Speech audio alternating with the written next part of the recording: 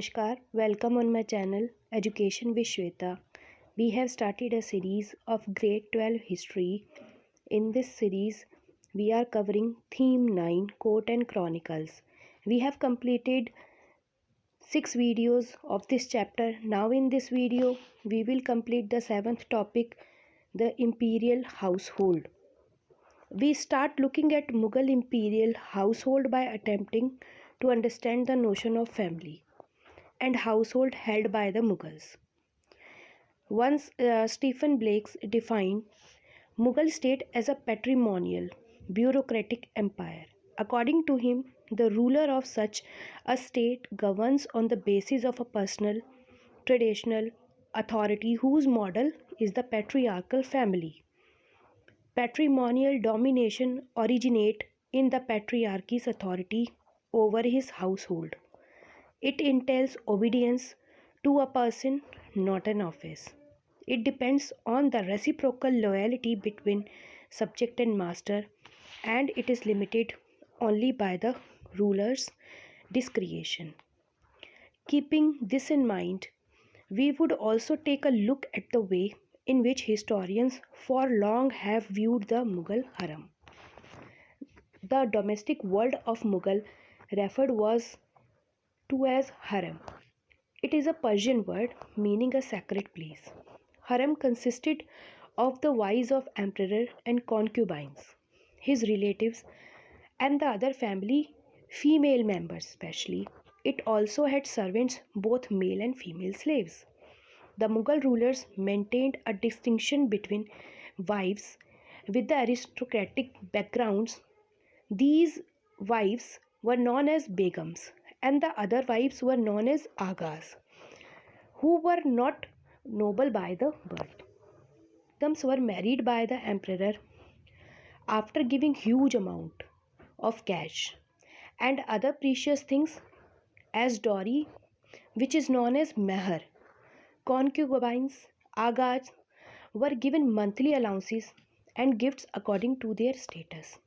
The agas and agachas could rise to the position of a begum depending upon the husband's will. There were a number of male and female slaves in the Mughal household.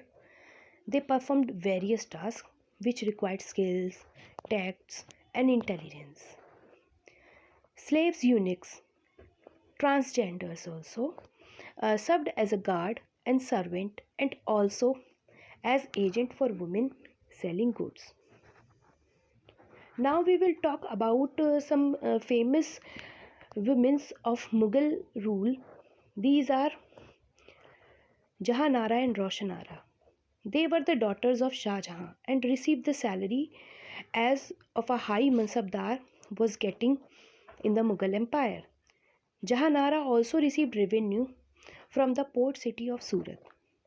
Jahanara took special interest in many architecture projects of Shah Jahan in founding new capital, Shah Jahanabad, Delhi. Old Delhi nowadays we call it as.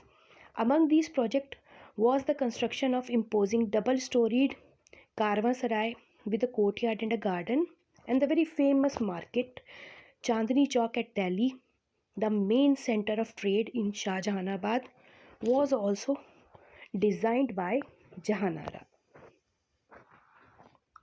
Role of Mughal queen and princess, as we are talking. So one of the very famous women was known as Gulbadan.